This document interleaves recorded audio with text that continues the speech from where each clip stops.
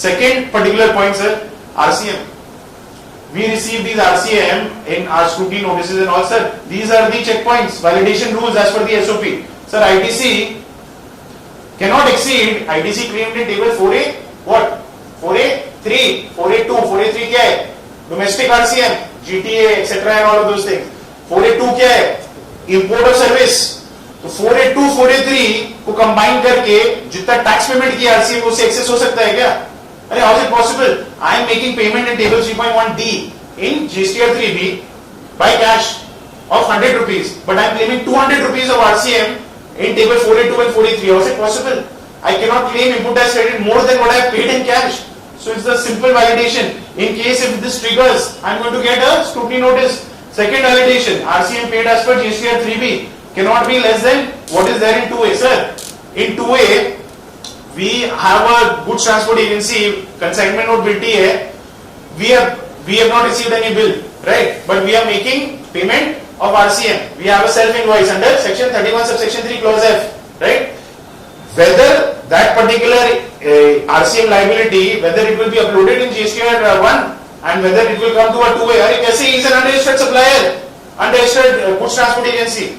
In that case, the RCM liability appearing in table what? Table 4 of GST 2A. It will be no 0. But we have claimed such input tax credit. We have claimed it in table what? We have claimed it in table 4A3 and we have made payment in 3.1D. What is this saying? It's saying कि sir, there are many cases जो 2A auto populate नहीं होता है, unregistered party नहीं होता है, import of goods आया है जो भी ITC से नहीं हुआ trigger. But I claimed it in table 4A3 or I made payment in 3.1D. It is saying in all cases tax paid in 3.1D should be greater than what is the tax liability showing as per 2A. अरे 2A में जितना है उतना तो payment करना ही है. Unregistered का नहीं आया, import का नहीं आया, still we will make the payment now there. So that's the second validation rule. Third is in all cases liability in 3.1D as we already discussed should be greater than equal to this 4A3. Sir, fourth one, the actual liability which we show in table 3.1D RCM का है, and we make payment in 6B, नीचे आकर table 6 में.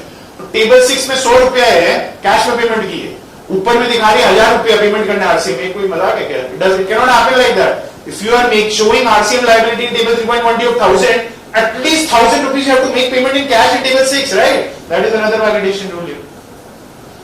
Here, sir, again, genuine cases, the same thing which we have discussed here. See, real life scrutiny notice. Sir, real life scrutiny notice. Here, RCM liability declared in 3.1D, tax payment की है, domestic, what? Domestic RCM, we have made payment of 97,726 for the entire year. Input tax claimed on import of service. They are saying आप import किए service. What? Notification 13/2017 serial number 1, serial number 10. If we are importing any import of service we have to pay RCM, right? So I have imported some service and I have claimed RCM in table 4A2 of 3,37,000. But sir, where have I made the payment of 3,37,000? I claimed 3,37,000 under import of service, but where is the payment in 3.1D? Only 97,000 payment is there, but you have claimed 3,37,000 as per RCM under import of service. But where is the payment of RCM under import of service? So here the difference comes to 2,39,000. Sir, गलती हो गई.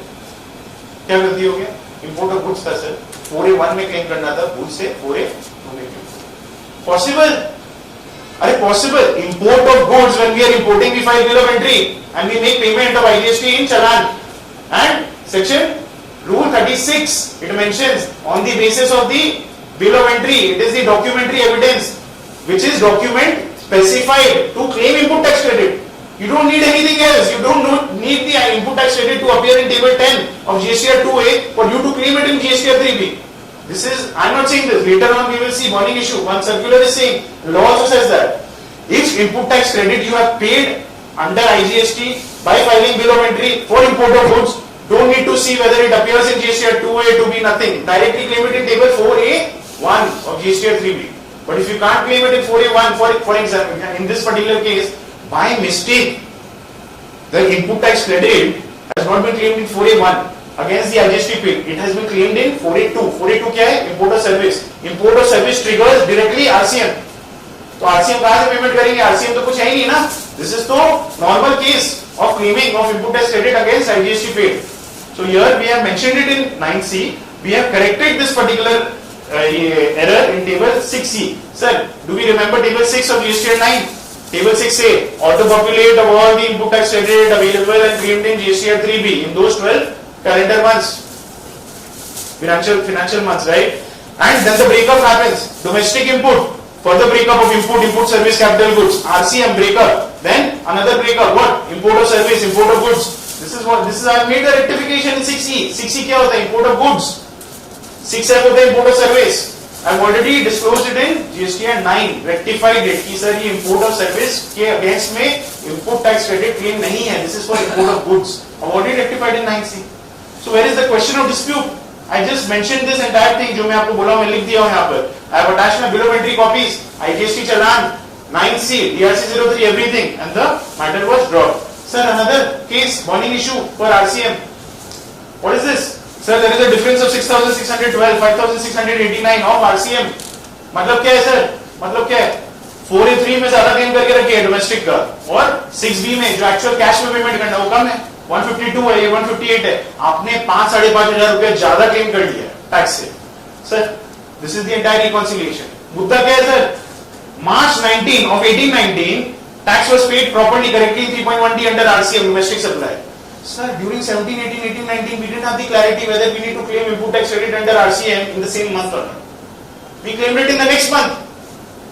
We claimed RCM paid under tax paid under RCM of 1819 of March 19. We claimed the input in April 19, which is of 1920. 1819 ka tax I have claimed it in 1920. I can do that. I can do that up to 20th of October. At that point in time, right? So what has happened, sir? See diagonal, 6,000, 6,000, 120, 121. Each and every month, payment is correct as per time of supply. Claiming is 1 month late. 99% of 100 cases, back in the day, 17, 18, 18, 19, all these used to happen.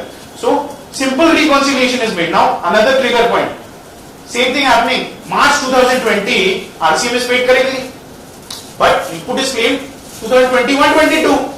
2020-21 in April, 13,000. RCM tax under RCM, it pertains to 1920, paid in March 2020, but claimed in April 2020, right? So when we do the reconciliation, this is the amount which we have claimed as per the, this is the amount which we have claimed, right? Here, 158, 158, here. Now we do the adjustment. What adjustment do we do? First we have written input availed in import of services plus, that is input claimed. How much input have we claimed? We have claimed this input 158 minus 152 tax paid. Difference is 6616. We've come up with the difference. Then we have made adjustment. We are going to reduce input tax credit of RCM of March 2019 claimed in April because it does not pertain to this year only of 1920. It pertains to 1819. So I will reduce that. And input tax credit pertaining to 1920 which is claimed in the next year, I am going to add that. So reconciliation result is 0. There is no tax. Short tax paid. Sir, reconciliation, did you see any case law? Did you see any explanation, analysis? No, just reconciliation. Scrutiny is just reconciliation. Just make reconciliations and provide that. In case if you want to contest, if you are going to come burning issues further, supplier is not filed, 2A 3B mismatch, retrospective cancellation, section 16 subsection 4 time limits, all of those things which you are going to come. But they are not going to leave you. Even if you make 20-page submission, which you do for your record, but they are going to issue you a show cause notice because those are contested issues. They are pending before the apex body. So how will be a superintendent of some place in India or some city will just let it off? Will be like, no, sir, you are very nice, your submission is very, no. They are going to issue you show cause notice. You will apply the same thing, copy paste. They will issue you DRC 07 order. You will appeal within 3 months. Under section 78 there, APL 1 you will file. Then your commissioner appeals. He will also, he may also, whatever, say that no, I cannot allow because it is contested. Now GST appellate body is coming out. Contest there or file a writ petition. Right? Sir, one more thing we need to understand, as I mentioned, try to understand this concept. This is a big safeguard. I have not paid RCM on inward supply received from an unregistered supplier. Sir, goods transport agency था. Sir, छूट गया. Bill तो आता ही नहीं है sir. Entry मारना भूल गए. पेमेंट नहीं किए, क्लेम भी नहीं किए. ऑडिट हुआ. ऑडिट में सर कहीं ना कहीं वाउचर से पता चल गया कि there was a particular case. There is no other way in scrutiny to find out because that particular invoice does not go in 1, does not go in 2A, 2B. There is no way that the department comes to know that in scrutiny, I'm talking about departmental audit right now, not scrutiny. Departmental audit में पकड़ में आ गया कि sir payment करना था तो payment ही नहीं की है, 2-3 साल हो गया. Now sir you have to make payment in cash, that too with interest. So कुछ तो सहूलियत मिलना चाहिए. Can be claim input tax credit और not? In departmental audit under section 65 ADT 1 is received, Shuko's notice is not yet issued, and they tell you that sir you have to, there is a shortfall in payment of RCM from an unregistered supplier. I will immediately pay it and I will issue a self invoice and I will claim that input tax credit in my 3B before the issue of Shuko's notice under section 74. 99 out of 100 cases after departmental audit, ADT 2 RPS final report comes, Shuko's notice under fraud. 74 fraud. Section 74, if Shuko's notice is issued and if you make payment, then block credit. Section 70 subsection 5. We know that, right? It's block credit. Any payment you make payment under section 74, it is blocked. You cannot claim input for that. What is tax planning? Audit is going on. They say that okay sir, these are our observations. Immediately make payment and issue a self invoice. What is self invoice? In your letterhead, kindly make a particular invoice saying you have made payment of RCM on this inward supply from this particular taxpayer. 2 years ago का date नहीं देने का, आज का date का देने का है. I have issued it today. What does this say, sir? Section 16 subsection 4 time limit is 30th of November in respect of any invoice. Invoice covered है sir. Section 31 subsection 3 clause F, as I told you, self invoice is covered under invoice, tax invoice. So in respect of any invoice or debit note for supply of goods or services or both, what does it say? It says that if I issued a self invoice in the year 2022-23 for 2019-20, I can claim input tax credit up to 30th of November of 2023 because that self invoice has taken the character of tax invoice and that has been issued by me in that particular year.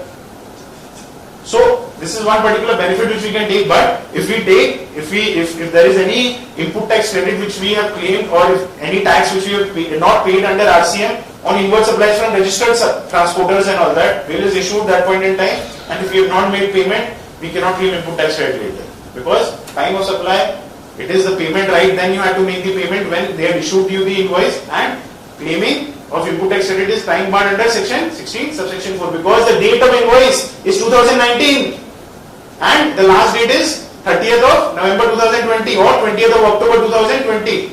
But for self invoice, date of invoice is 2022, I have issued it. So the time barring date is 30th of November 2023. I can take that particular tax planning benefit. That we need to understand.